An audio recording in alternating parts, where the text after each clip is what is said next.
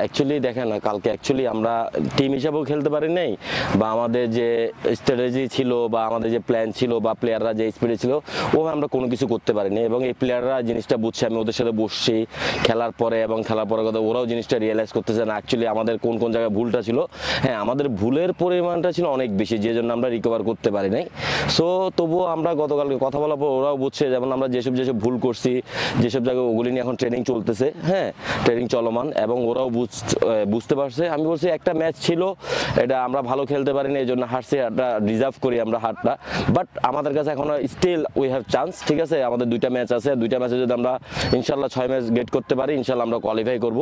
So আমি আপনাদের দেশবাসী এবং যারা আছে সবার কাছে একটা জিনিস আশা করব, যে আপনারা সবাই আমাদের এই ছেলেদেরকে যারা আছে ওরা যেন ভেঙে না পড়ে, হ্যাঁ ওদেরকে সেই সাপোর্টটা দিবেন, সেই ইয়াটা দিবেন, যে ভুল থেকে আমাদের শিক্ষা নিতে হবে। হয়তো এটা আমাদের একটা ভুল ছিল, বা এই যে আমাদের হার থেকে হয়তো আমরা এটা শক্তি নিয়ে ইনশাল্লাহ বাকি দুইটা ম্যাচে স্ট্রংভাবে কামব্যাক করব।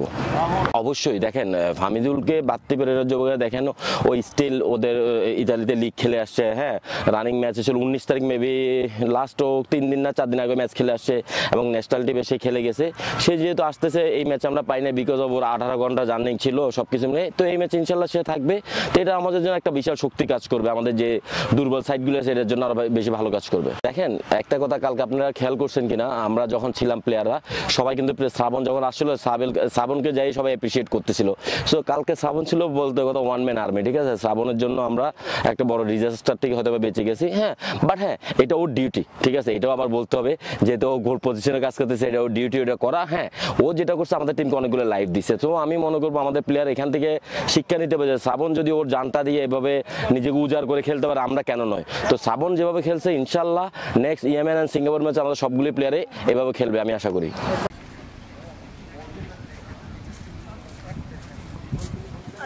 তুমি এমন ব্যবহার করো না, হেডে তো বললাম এক্সের খেলবে না, আমরা টিম খেলবো।